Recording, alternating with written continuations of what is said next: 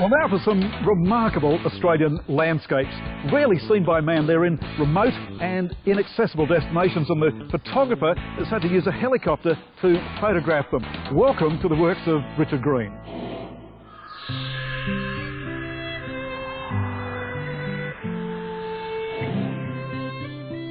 The forests of eucalyptus trees that stretch towards the coast from Terry Hills in northern Sydney border Richard Green's house. He's an accomplished photographer who's built up a portfolio of spectacular landscape shots, captured during expeditions around Australia in his helicopter, which allows him to access remote areas where he can continue his search for the ultimate landscape. Many of his landscapes have never been photographed before, and Richard enhances these by having them enlarged. Richard has displayed these in a series of exhibitions around Australia and has now published them in a new book, Remote and Wild. Richard, pretty damn impressive. Where was this? Well, this is in the Gulf country in Northern Territory. How did you find this place? Oh, you find it by looking. Flying around? Flying around, keeping your eyes open. There are many of these lost cities in Northern Territory. So very few people would have seen this? Very few people, yes. There are one or two that are on the known track. So you've been flying around, you've seen this from the air, you've touched down, you've pulled out your camera and you've created this masterpiece. Yeah. It's not like that, is it? It's quite an art to make a photograph this impressive. Well, it takes a little bit of practice, but I'm reasonably pleased with the result. So you, in fact, will use your Canon EOS camera to take, what, 10 separate images to create this long masterpiece? So this would be one picture, there's another one, and they're all joined together on computer. So you've landed here. You say that very few other people would have seen this simply because there'd be no access. You've got the beauty of a helicopter to get here. Yeah, I'm spoiled.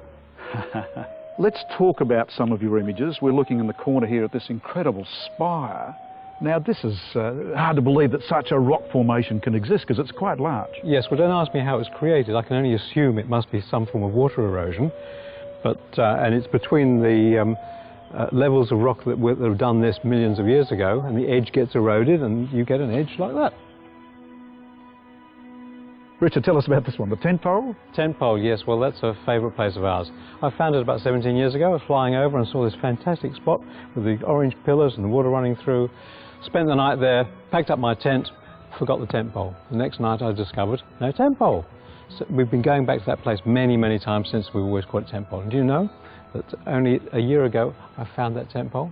The end of it had been burned by a bushfire, but still there. This one, the pillar? Pillar, oh, that's a fantastic piece of sandstone sculpture. It just goes up like a huge matchstick, and you can see in the picture that Carol's standing at the bottom of it, and she's only about that high compared with this huge pillar. Don't ask me how it was created. It's like a Centrepoint Tower. It's almost as big as Centrepoint Tower. Now, I like this one too. This is called, this is a King Billy pine back down in Tasmania, isn't it? Yeah, that's in southwest Tasmania, in a very damp area where there are there's thick undergrowth and this beautiful King Billy pine covered with green moss, and I climbed in really close to it. It's a wide photograph. And this tree, this dead tree, looks quite ethereal. This is down in the Stony Desert. Well, it's a group of dead trees, and it's in the Stony Desert. It's at Coonji Lake, and we'd stopped there to camp the night to go bird watching, and I didn't really think it would be a particularly good photographic area, but when I saw these trees I thought, wow. And this picture was actually taken just before the sun came up, dawn, and the sky really was that fantastic pink colour. Now, Richard, out there it's a creative double team because your wife Carol is actually making these beautiful line drawings of the same sort of stuff that you're photographing. Oh yes, she's the artist. I'm just the bum photographer, and she's producing these drawings, which I think are really nice vignette of what we're doing. Wonderful colours, and quite humorous too, creative and humorous. Yeah, well, I think so too, yes. There is something interesting Carol's done, the tent surrounded by cane toads. Oh yes, well that's Carol using her imagination, and it was drawn the day after we'd woken up in the morning and I'd got my boots and found this huge cane toad sitting in my boot. And here is Richard's flying tripod, a twin-turbine Eads Eurocopter, favoured by European law enforcement and medical rescue teams. For Richard Green, a former physicist, it's his favourite transport into the Never Never. With the helicopter, you're able to find some amazing places most people couldn't. Yeah, well, Australia's got a lot of fantastic outback, absolutely fabulous. And the helicopters are four-wheel drive. It's the most fabulous four-wheel drive you can imagine.